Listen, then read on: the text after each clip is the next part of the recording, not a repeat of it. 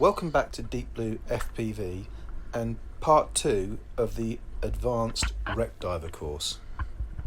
Where possible, I like to try and keep these videos to less than 30 minutes.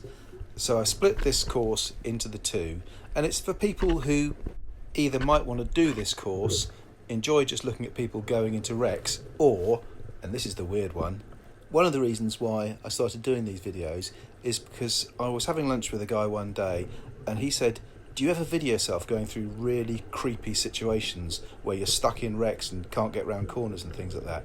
Because I'm not a diver, but I just love sitting at home in my armchair and watching people go through that and come out the other side.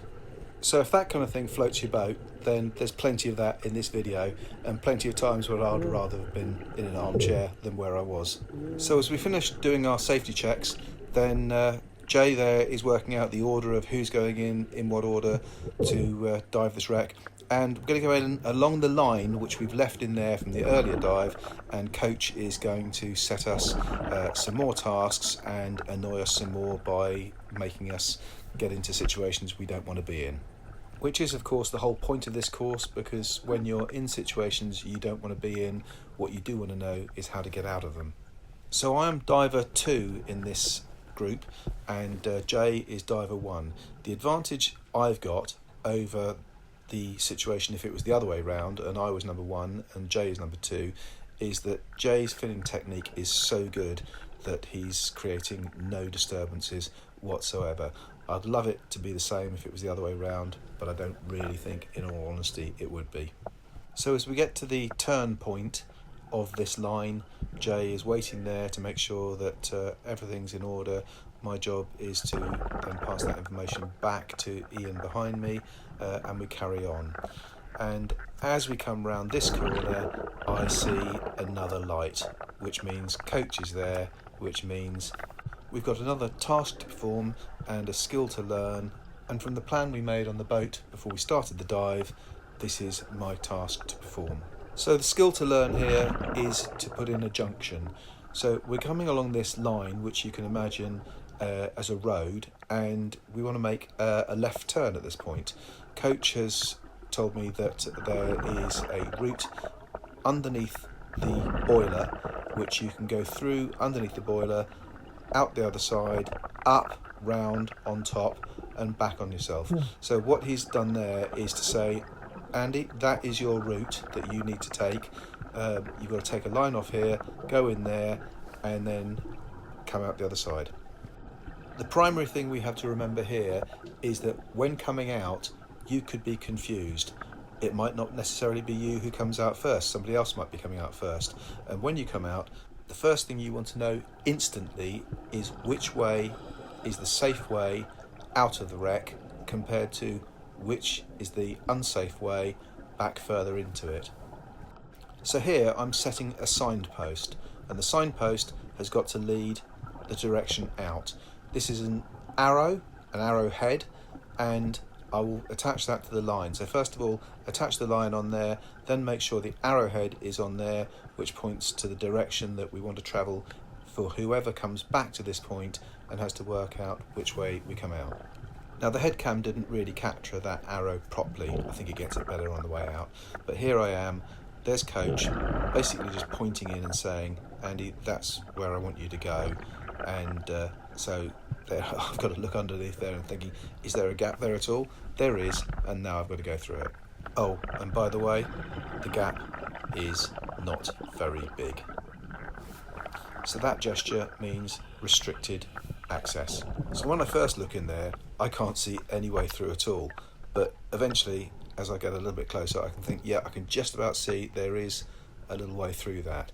So the next thing I have to do is to start going through it, but lay that line as well. So I'm now looking for where I can tie that line off in a way which will come off easily when I come out, on a way which it won't snag me as I go through, of which other people can follow it, and they can also follow that out again in zero visibility. So whereas I've been cutting out various bits of this dive to reduce it from an hour and a half down to probably about 20 minutes, For this next bit, I'm just going to leave it running as it is, because quite frankly, I'm as confused as hell on going through this bit anyway. The head cam is really just showing what I could see, and I couldn't really see a lot. So you're feeling your way through here, trying to make sure that you can find little areas to tie off. There's another area which I'm going to tie off there, and I think at this point I dropped the reel for a second, but otherwise the visibility is going to go to absolutely zero. It's part of the course, what we're trying to learn here.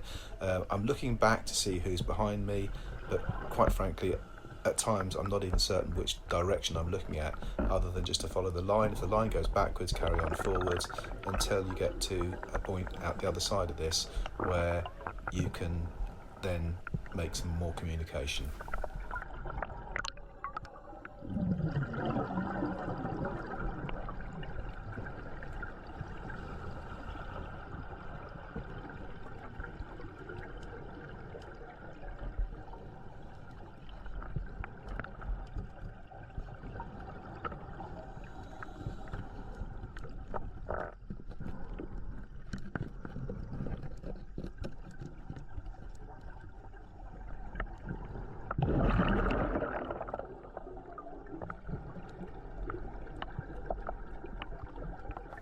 And that bracket which we've just seen there shows me that I am through the boiler.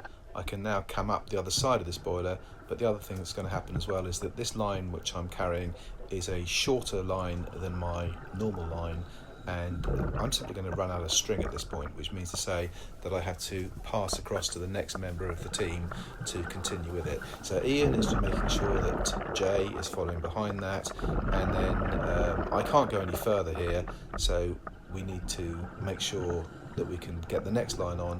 And the good thing here is that we are in an area where we can decide to put the next person on, and it's basically the person who's got the next line available.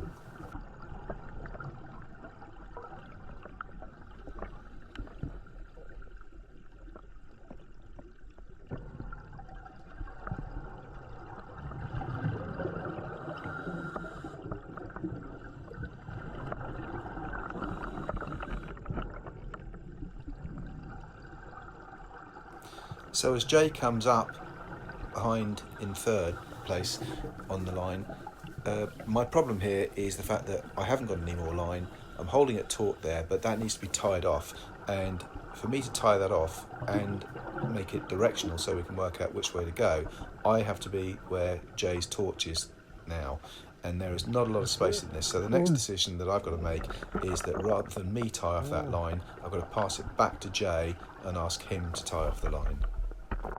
And this is the gesture which Ian is making now to confirm that that line needs to be tied off. So as Jay does that, Ian then needs to prepare his line, because he's going to take over as linesman for the next part in order to carry on going over this boiler back to a point where we agreed we would then turn around and remove the lines on the way back. So as Jay has now completed that, remembering that that's a directional line as well, it's got to point out towards the safe exit, then Ian can start to add his line on, and then we can carry on with the exploration. So Ian's got the orange line here, and once he's got that on, he can then take over as diver 1. Jay will take over captaincy as diver 2, and then I will wait there until they're both past me and become diver 3, rotating that position from before. So there's Ian confirming the new order before he then carries on, and he's got to do what I've been doing, which is to look for safe anchorage points for that line for us to follow on the way up and then follow on the way back afterwards.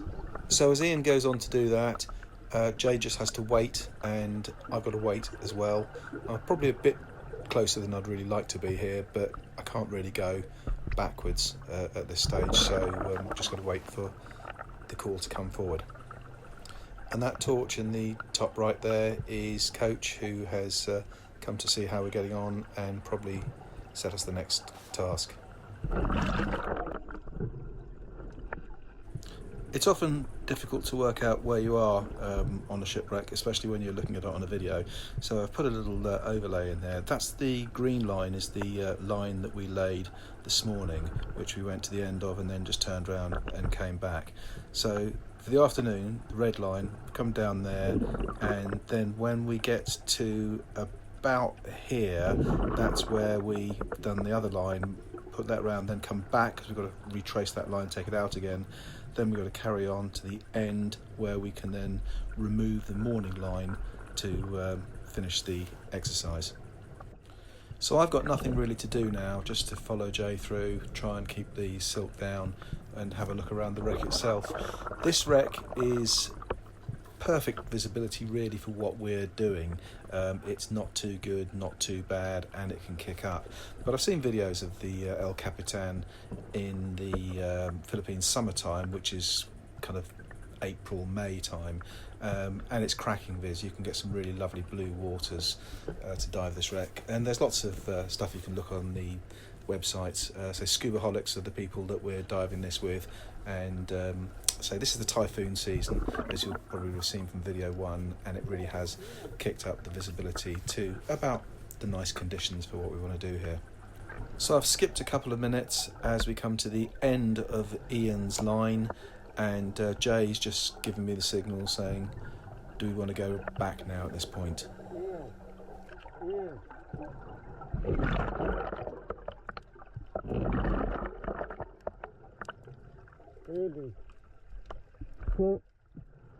You want a reel? I can reel.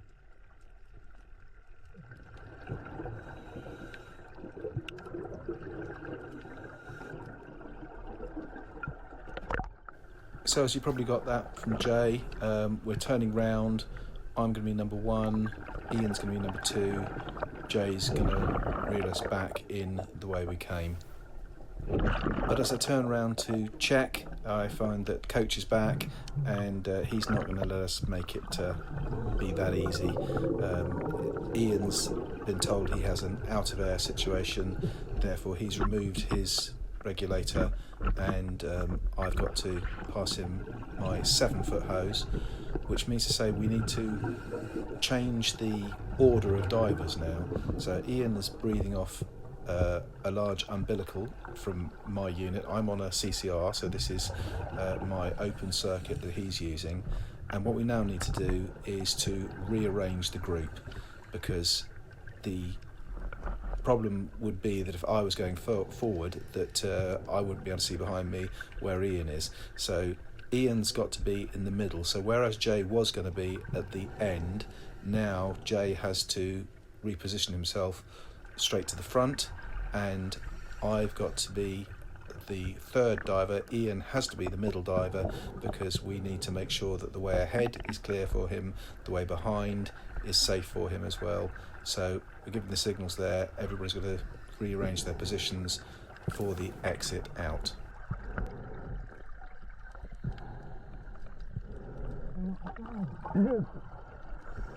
Ian's out of gas.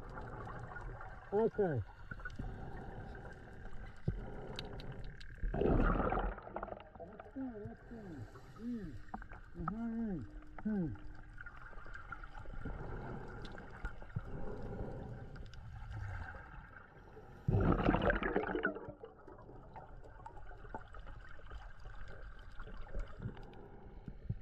For this course, part of the kit was a 7-foot regulator hose, something which I'd never dived with before or even really considered, but it's an essential part of this, and you can really see the advantage of having these big long hoses in this situation, because when you've got to change positions and you've got to get through little areas, you simply couldn't do that with the equipment that most people start off with having, which is an octopus rig, a spare regulator which they can donate to another diver, but they're simply just not long enough for these situations, and these ones really work in this situation.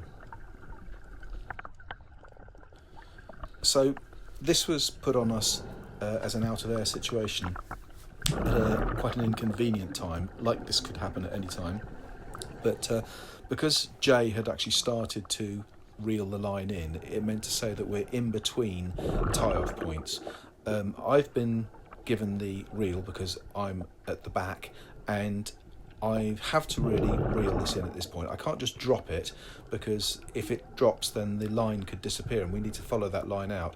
So I've got to carry on with this until there's a safe point where I can tie off, because at that point we want to really just concentrate on getting Ian out of the wreck. This is of course an exercise. We'll have to come back and get the line anyway, but for the time being we're going to have to continue with the reel until I can find a place to tie it off. Now I could just tie it off there, but the problem is that I actually don't have the clip that goes with this, so I continue for far further than I really should do, because eventually I realise that I've got another clip, it's attached to another line, but I can actually use that to secure the line, but it does take me longer than I should have really taken to work that out. So I found a good place to secure the line now, so using the second reel, my SMB reel, I will use the clip from that to make sure that we can get a directional line on this out of the wreck, and then we can concentrate on exiting with Ian.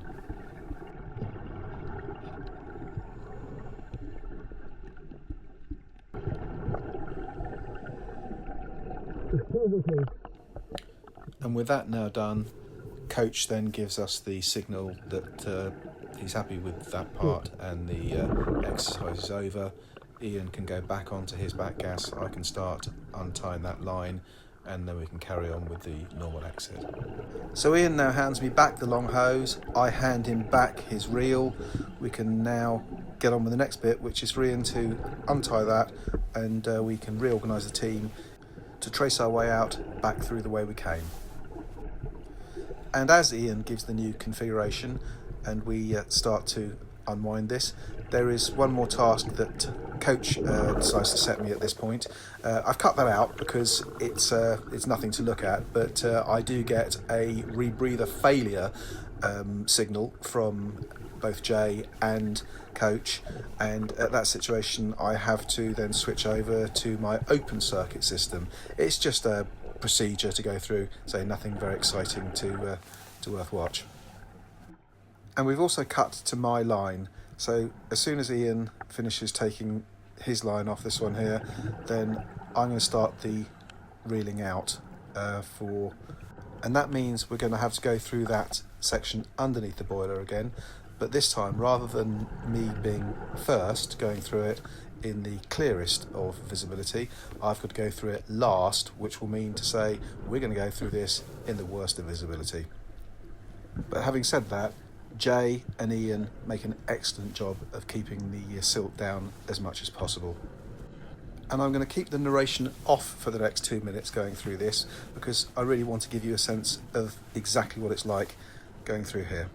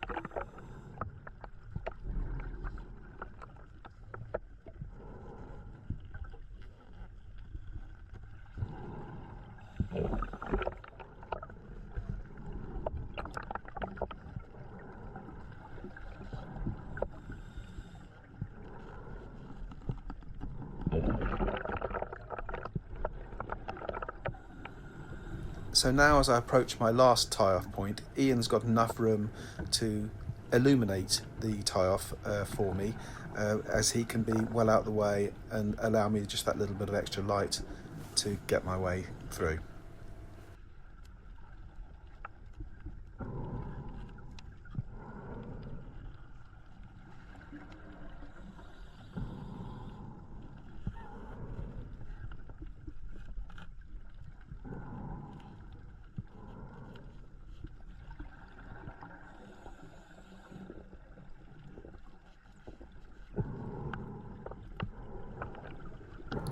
So I've cut a little bit more here as we approach the junction, and what you can see here is what I mentioned earlier about is the arrowhead, the directional line. So that is pointing to the right, which means to say that the right is the safe exit out of the wreck.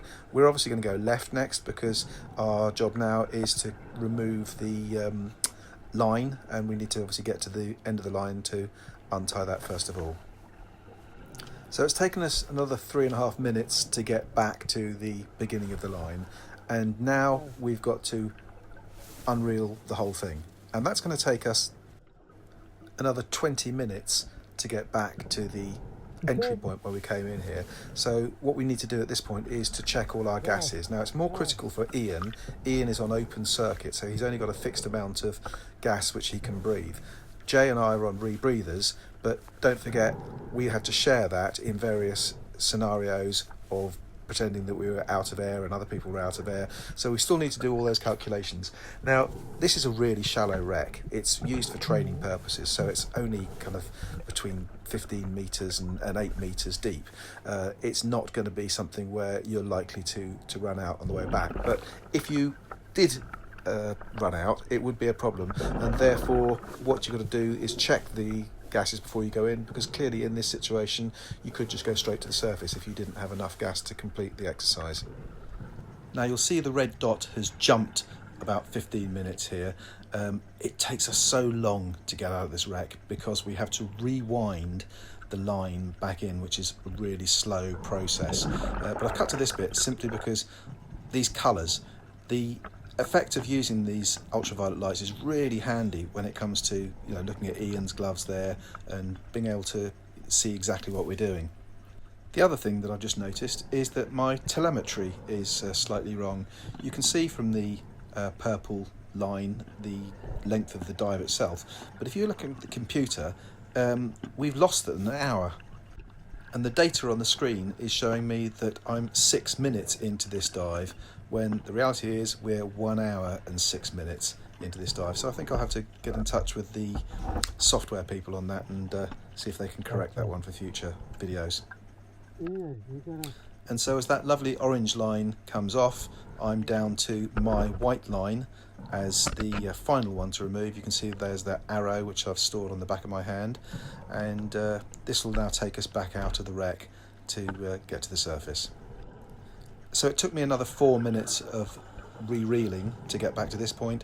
Jay is there holding the line out to put some tension on it so it doesn't get snagged on anything as we're coming out, and we then exit through what would have originally been one of the loading holes, probably hatch number 1 at the front of the ship.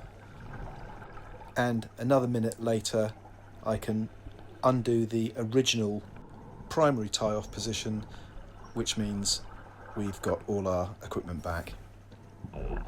And because it's always nice to see where you are on a wreck, I've added this little bit of overlay.